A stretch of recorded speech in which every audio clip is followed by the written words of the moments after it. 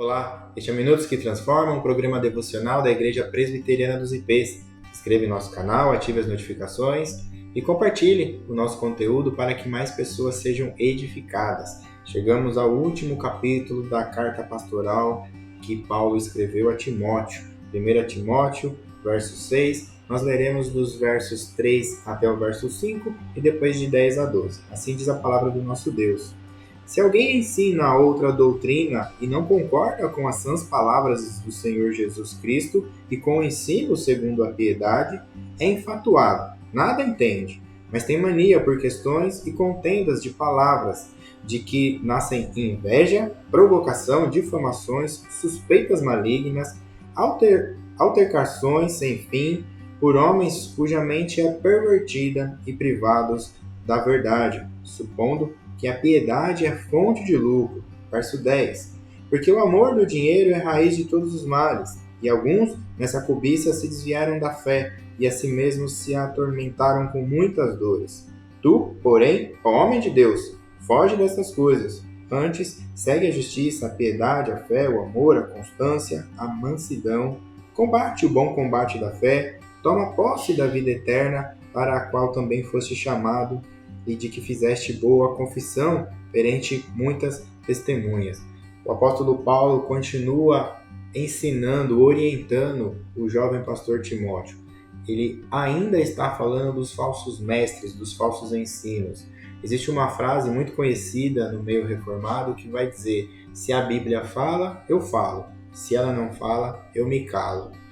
O apóstolo Paulo aqui está dizendo justamente isso.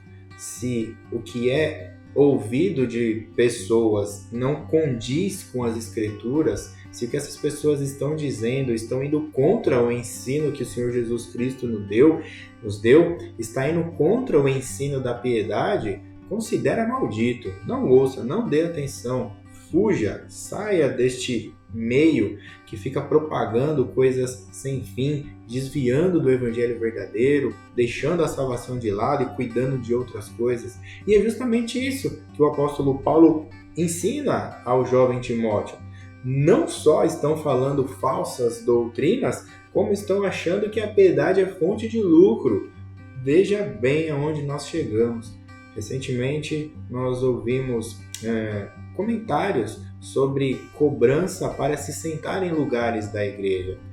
Hoje em dia é sujo, é nojento a maneira com a qual alguns lugares ficam incentivando as pessoas a fazerem as doações, a fazerem o sacrifício do sacrifício, porque enquanto você não estiver totalmente zerado, Deus não vai te abençoar. Você precisa estar ali, no último, sem nada. Aí sim Deus vem.